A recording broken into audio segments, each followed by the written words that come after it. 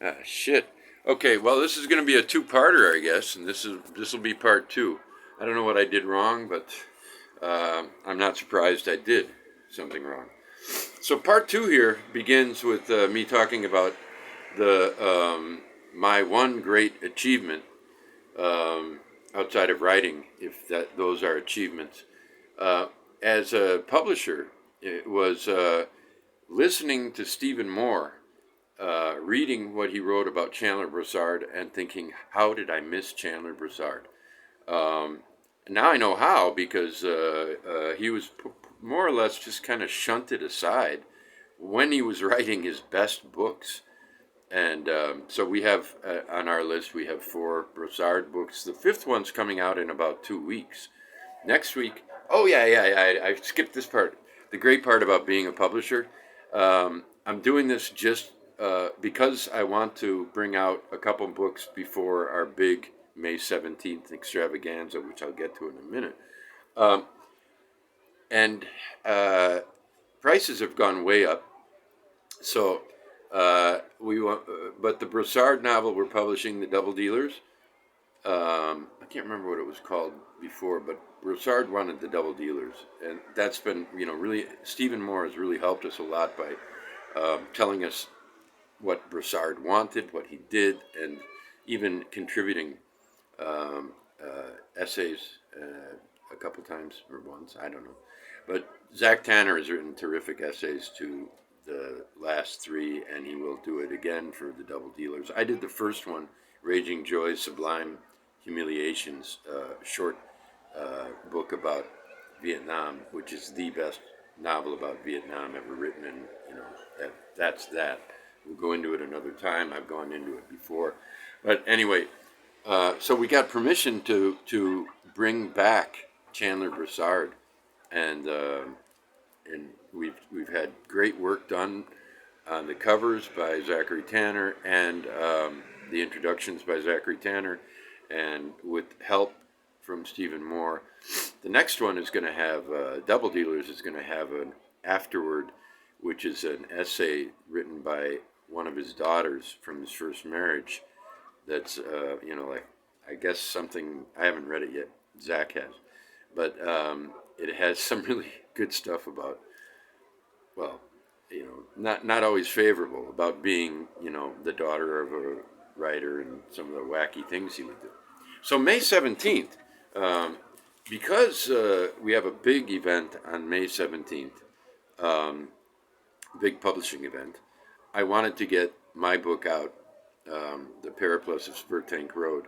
And since I finished it last Sunday, I thought, damn, if Zach can get a cover and David Vardaman can write an introduction, and we can get it to the publisher by Sunday this week, I'll have it in my hands by Wednesday probably.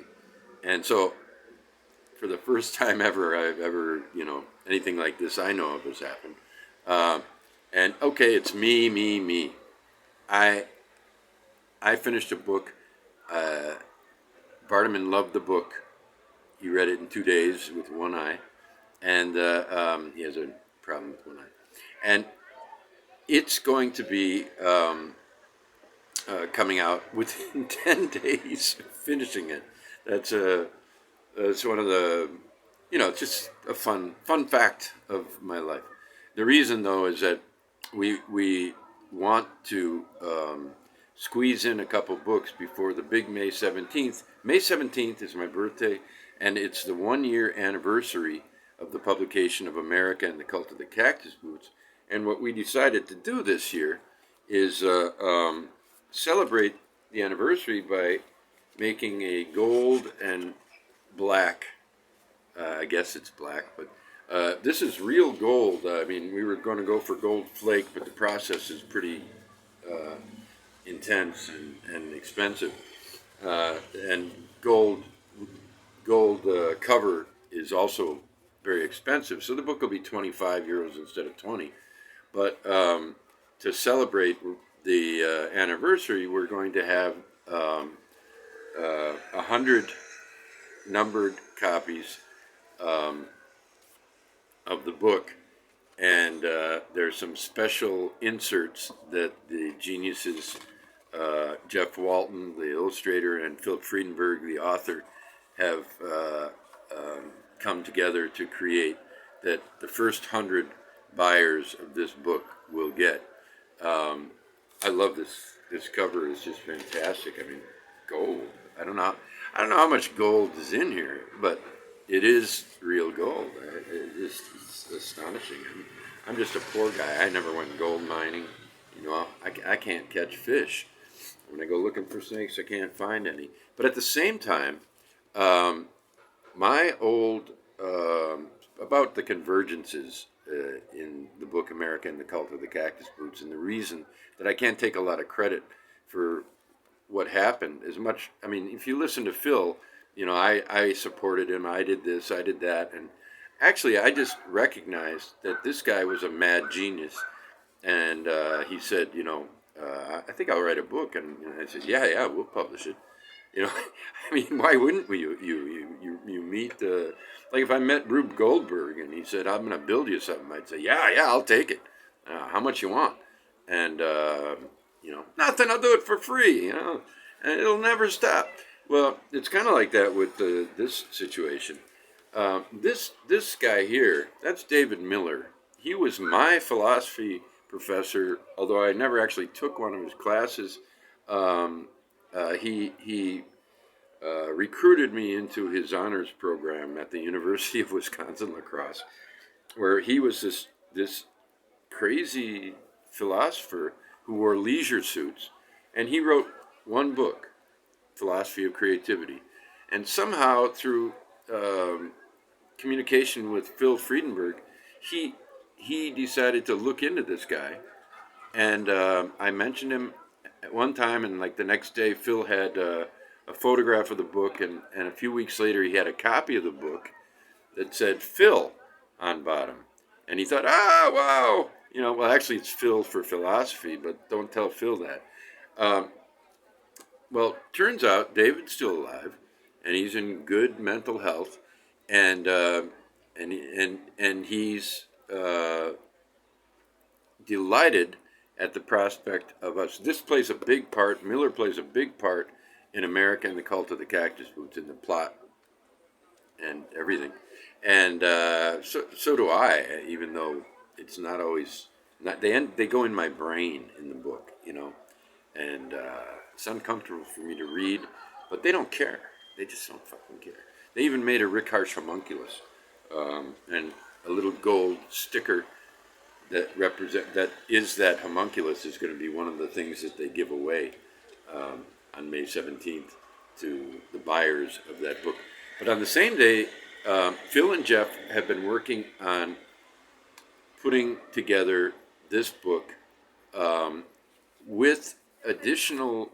Miller has since this book not written another book, but he wrote what he called spontaneous promptings, and they're kind of extended Zen, sometimes incantatory philosophical pieces, and there are too many for the book for us to put into one book, because we're just going to we're going to publish Philosophy of Creativity plus Spontaneous Promptings.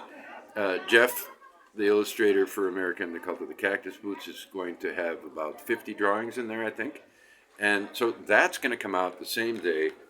That'll be a pocket book, so 10 euros. It'll come out the same day, May 17th, as the Goldie, the Big Gold. And there's a list. By the way, if anybody's interested, contact me at my email and get on the list, because probably the 100 will be gone by May 17th. Right now the list is 47 have signed up already to buy the special edition. So this is my celebration today of 2 years in a business I didn't intend to start, and have been involved in it. I've let you know in my way that it's hard to find time to read, but there's always time to write. I finished almost all of Olaf Palme, maybe the whole book. I don't know, but I wrote this while publishing, and it was, it was kind of easy to do. I've started another novel. This one will be very long. It's called The Odious Sea, and it's a madcap lampooning book of modernity and life in Isola.